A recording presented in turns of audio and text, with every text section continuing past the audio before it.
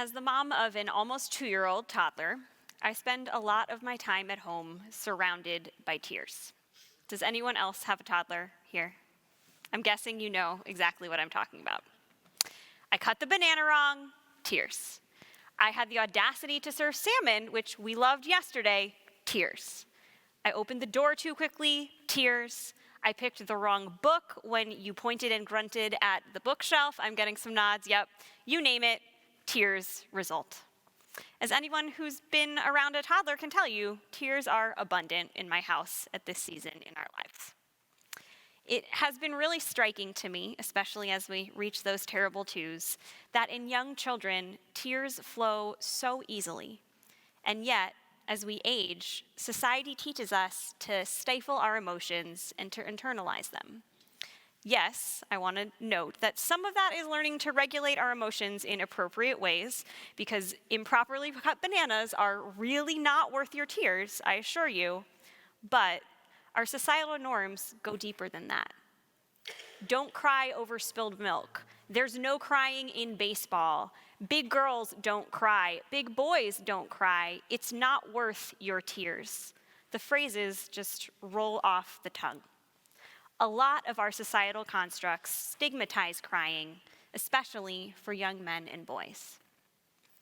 Because, as a toddler parent, I find myself encountering tears at least a dozen, if not more times a day, I was struck by the volume of tears in this week's Torah portion. Put simply, Vayigash features a lot of tears. While it is rare for biblical characters to show emotions, Joseph, the protagonist of this section of the Torah, is the biggest exception to that rule. Although today, when we think of Joseph, we more focus on his dreams and his strength and fortitude, saving the Jews and the Egyptians, or on his Technicolor dreamcoat, he is by far the most emotive, tearful character in the Torah. Crying is only mentioned 14 times in the book of Genesis, and 8 of those are Joseph, most of which occur in this week's Torah portion alone. At the start of this week's Parsha, Joseph re-encounters his brothers for the very first time since they abandoned him and threw him in a pit, and he was essentially sold into slavery in Egypt. When Joseph first sees his brothers after so many years, he is understandably overwhelmed by emotions. Upon seeing them, he retreats to a private space and openly weeps, not once, not twice, but 3 separate times in the Torah this week. Though he tries initially to keep these intimate moments of overwhelm private, banishing others from being around him and attempting to hide in private quarters, the 3rd time that this happens, Joseph's cries are just so loud that the Torah tells us the Egyptians could hear, and the news of Joseph's tears reached Pharaoh's palace. After breaking the ice with this loud, tearful fit, Joseph eventually just goes ahead and sobs publicly, weeping openly when he reveals himself to his brothers, crying on his brother Benjamin's neck, and sobbing as he embraces each of his brothers. When he finally reunites with his father Jacob after so many years, he weeps in front of the entire family. As Harav Aaron Lichtenstein points out, Joseph's weeping has no uniform monolithic motivation or manifestation. It is a profound and diverse expression in terms of both its inherent nature and its roots. Joseph's tears are tears of sorrow, of joy, of mourning, celebration, collapse, excitement, helplessness, courage, supplication, despair, guilt, self-rebuke, and repentance. As we examine each individual and instance when he cries, we discover that, as we might have expected for such a sensitive person, his weeping is not all of one kind. It changes and transforms according to the circumstance. Though Joseph cries more than anyone in the Torah, it's striking that there are also many times in Genesis when he does not cry, times when perhaps one rationally might expect him to.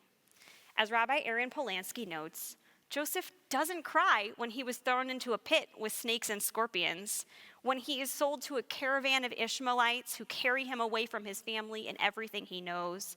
He doesn't cry when he becomes an indentured servant to Potiphar and is subsequently framed by his wife, thrown into prison, and left there to rot when the butler forgets his promise to remember him. Joseph does not cry when he is afraid or angry or uncertain of his fate, as he must have been in each of those instances. In times of stress, he remains calm, focused, and resolute. Though he might be a victim in those examples, he does not play the victim. Instead, he meets his reality head on with the psychological wherewithal to deal with it, with resilience. While each of those circumstances might cause many of us to cry out with fear or frustration or anger, Joseph's tears only come at moments of profound self-reflection. His tears are his emotional release. Upon seeing his brothers, upon revealing himself to them, upon reuniting with his father. There are no actions for him to take at these moments. Nothing for him to do. He just needs to feel. His soul still needs to cry out with tears at these times to help him feel his feelings, to help him process, and to help him grow and move forward. Rabbi Shuli Schwartz notes that Joseph's tears are a necessary element in his transition to adulthood and to true leadership. Only when he has found a way to reconcile his childhood grief and traumatic experiences with the possibility of a new relationship with his brothers, his public persona with his private life, and his invincible power with his vulnerability, only then does he become a true biblical hero that fully ignites the empathy and admiration of both men and women. Rav Lichtenstein highlights that Joseph's weeping conveys the inner reality of a person who allows himself to lower all the barriers with which a person tends to surround themselves. By weeping, Joseph allows his inner self to break through and to rise up. We too often surround ourselves with barriers, preserving and protecting our individuality and independence, our own inner reality. We too live in a state of perpetual restraint most of the time.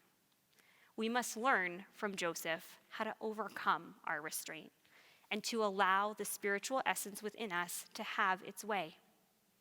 A psychologist notes that tears communicate to others and to ourselves, and we can feel more present and stronger when we attend to and accept their message.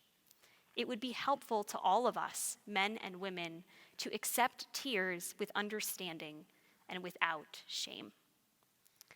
I think Joseph's behavior is a really helpful guide, particularly at this time of year, right on the precipice of our holiday week.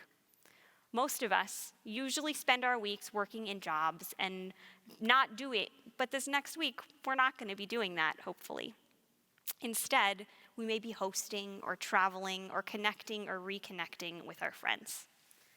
Typically, our energy during this time is more directed towards feeling than doing. Although there can be plenty of doing involved in family gatherings, don't get me wrong. Whether or not you are able to take a real step back from doing this week, I encourage you to let yourself feel over the next week of rest and reconnection. Just like Joseph, whether that results in laughter, in tears, or in both, I encourage you to embrace it. Lean into the feelings and tears in the moment that you feel them. Let them flow, and don't try to hide them. Doing so will make you stronger, and when you return to action in the new year, you will set an example for family, friends, and loved ones who can see you. At this holiday season, may we all embrace our inner Joseph and allow ourselves to feel, to cry, and to be truly present with our loved ones and ourselves. Shabbat Shalom.